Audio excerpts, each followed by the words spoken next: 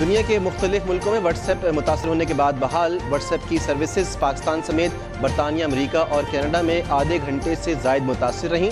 صارفین کو پیغامات بھیجنے میں مشکلات کا سامنا رہا۔ اپلیکیشن متاثر ہونے کے بعد ٹویٹر پر واٹس ایپ ڈاؤن ٹرینڈ بن گیا۔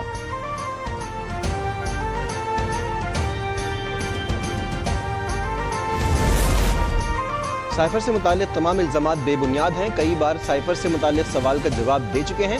امریکی محکمہ خارجہ کے ترجمان میتھیو مار کی پریس بریفنگ، کہا امریکہ کسی ملک کے اندرونی معاملات میں مداخلت نہیں کرتا۔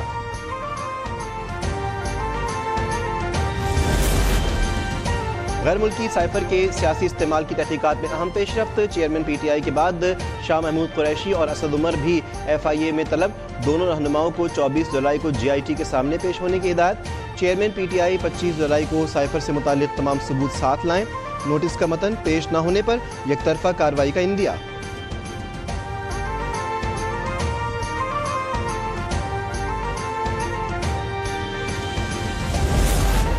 تحریک انصاف کے دور میں پاکستان کے خلاف کوئی سازش نہیں ہوئی، جعلی سائفر یہیں بنایا گیا، پری پلان ڈرامہ سیاسی مقاصد کے لیے استعمال کیا گیا، عدم اعتماد سے بچنے کے لیے بیرونی سازش کا رنگ دیا گیا۔ سابق پرنسپل سیکرٹری اعظم خان نے مجسٹریٹ کے سامنے بیان ریکارڈ کروا دیا، بتایا کہ چیئرمین نے کہا ہے کہ سائفر کو غلط رنگ دے کر عوام کا بیانیہ بدل دوں گا۔ اعظم خان نے القادر ٹرسٹ، توشہ خانہ اور ممنوعہ فنڈنگ کیس میں بھی بیان ریکارڈ کروا دیا۔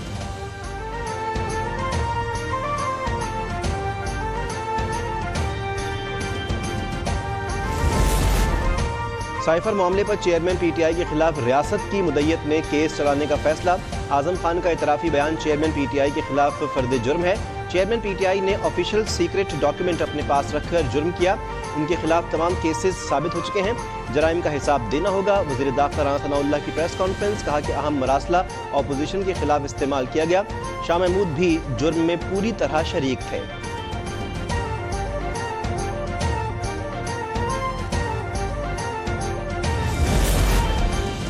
پہلے بتا دیا تھا کہ چیئرمین پی ٹی آئی غیر ملکی ایجنٹ ہے۔ 2018 کے انتخابات میں اسرائیل اور بھارت نے ان کی مالی مدد کی، اسی کے لیے اسرائیل اور یو این نے پاکستان پر ناجائز تنقید کی۔ ان کا کھیل آج قوم کے سامنے کھل کر آ گیا۔ سربراہ جے یو آئی مولانا فضل الرحمان کی پریس کانفرنس، کہا کہ یہودی ایجنٹ پاکستان کو توڑنے کی سازشوں میں ملوث ہیں۔ انہوں نے عوام کو گمراہ کرنے کی گھناؤنی سازش کی۔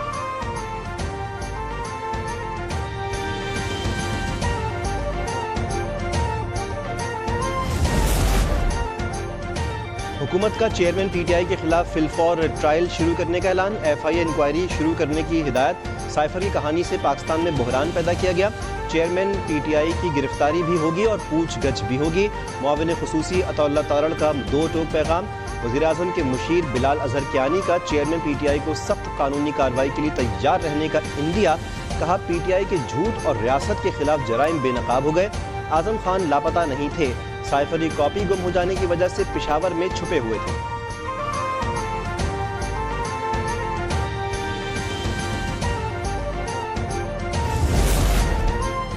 جو ہم پہلے دن سے کہہ رہے تھے وہ اب اعظم خان نے کہہ دیا۔ وزیر اطلاعات سندھ شرجیل میمن کا رد عمل، کہا کہ چیئرمین پی ٹی آئی نے اقتدار بچانے کے لیے سائفر کا ڈرامہ رچایا، فورن پالیسی داؤ پر لگائی، ان پر ملک کے خلاف سازش کا مقدمہ چلنا چاہیے۔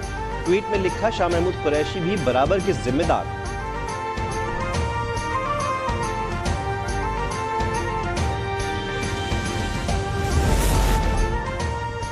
صدر مسلم لیگ نون شہباز شریف کا پارٹی قائد نواز شریف سے رابطہ۔ قومی اسمبلی کی تحلیل سے متعلق آصف زرداری اور بلاول بھٹو سے ملاقات سے آگاہ کیا۔ نواز شریف نے کہا کہ وہ خود آصف زرداری سے بات کریں گے۔ ایم کیو ایم وفد کی بھی وزیر اعظم سے ملاقات۔ نگران سیٹ اپ سے متعلق اعتماد میں نہ لینے کا شکوہ۔ مردم شماری اور حلقہ بندیوں پر تحفظات کا اظہار۔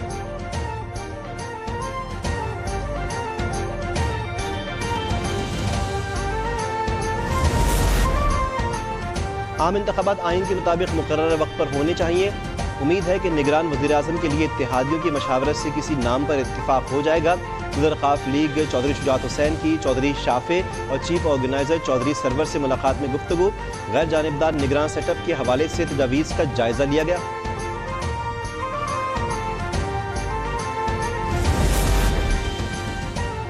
سابق وزیر اعلیٰ پنجاب پرویز الہی کیمپ جیل سے اڈیالہ جیل منتقل۔ ہائی پروفائل کیس کے باعث حکومت نے اقدام کی منظوری دی۔ ڈپٹی کمشنر کے حکم پر صدر پی ٹی آئی 30 دن کے لیے نظربند، پرویز الہی کی اہلیہ کی جانب سے منتقلی اور نظربندی کا اقدام لاہور ہائی کورٹ میں چیلنج۔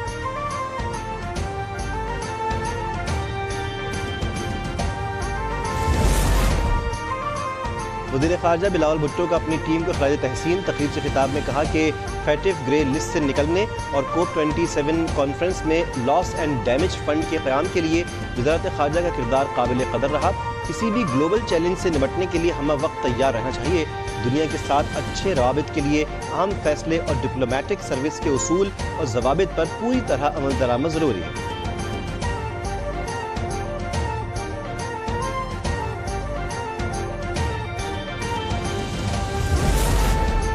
حکومت کا پیٹرولیم ڈیولپمنٹ لیوی کی شرح 50 سے 60% کرنے کا فیصلہ، اقدام سے رواں مالی سال کے دوران 79 ارب روپے کے اضافی آمدن ہوگی۔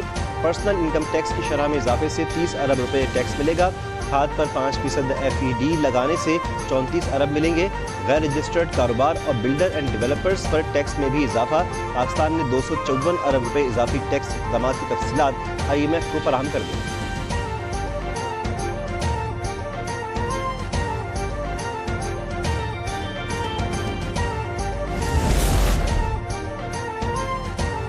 وزیر اطلاعات سندھ شرجیل رام میمن کا پیپلز بس سروس کے کرایوں میں 6 ماہ تک اضافہ نہ کرنے کا اعلان۔ ٹویٹ میں پبلک ٹرانسپورٹ استعمال کرنے والوں کو خوشخبری سنا دی۔ لکھا سندھ کابینہ نے محکمہ ٹرانسپورٹ کی تجویز منظور کر لی، 6 ماہ تک کرائے برقرار رہیں گے۔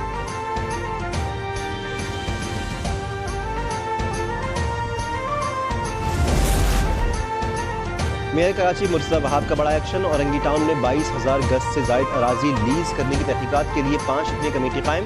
میونسپل کمشنر بلدیہ عظمیٰ کراچی نعمان ارشد سربراہ مقرر۔ کمیٹی 7 روز میں تحقیقات مکمل کر کے میئر کراچی کو رپورٹ پیش کرے گی۔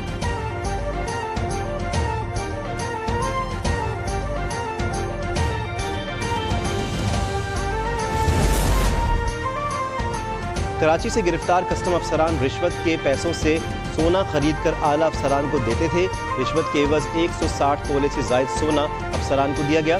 کسٹم افسران کے خلاف کرپشن کیس کی تحقیقات میں انکشاف۔ FIA نے کلفٹن میں جیولری شاپ چھاپہ مار کر رسیدیں برآمد کر لیں۔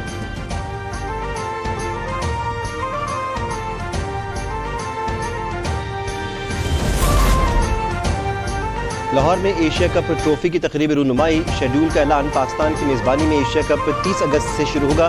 پاکستان میں 4 اور سری لنکا میں 9 میچز کھیلے جائیں گے۔ پاک بھارت ٹیمیں 2 ستمبر کو کینڈی میں مد مقابل ہوں گی۔ فائنل 17 ستمبر کو کولمبو میں ہوگا۔ Chairman PCB management committee Zaka Ashraf 15 سال بعد پاکستان میں انٹرنیشنل ٹورنامنٹ کے انعقاد پر خوش، بہترین انتظامات کرنے کا عزم۔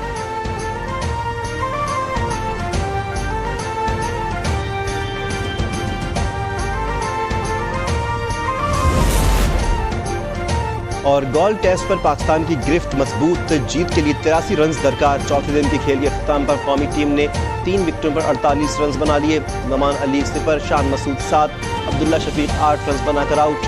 کپتان بابر اعظم اور امام الحق کریز پر موجود۔ سری لنکا کو 7 وکٹوں کی ضرورت۔